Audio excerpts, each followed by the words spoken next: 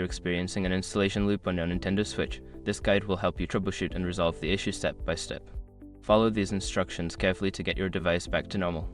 Step 1. Power off the Switch. Hold down the power button for about 12 seconds until the console turns off completely. This can help reset any temporary software glitches that may be causing the installation loop. Step 2. Check for updates.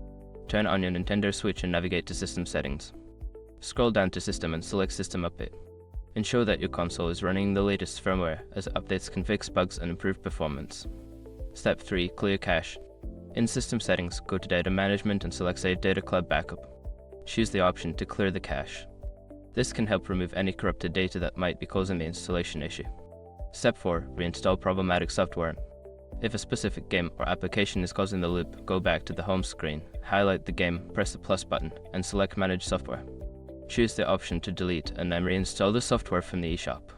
Step 5. Factory reset if necessary. If the issue persists, consider performing a factory reset. Go to System Settings, select System, and then choose Formatting Options. Select Initialize Console and follow the prompts. Remember that this will erase all data, so back up your save files if possible. By following these steps, you should be able to resolve the installation loop on your Nintendo Switch. If the problem continues, consider reaching out to Nintendo support for further assistance.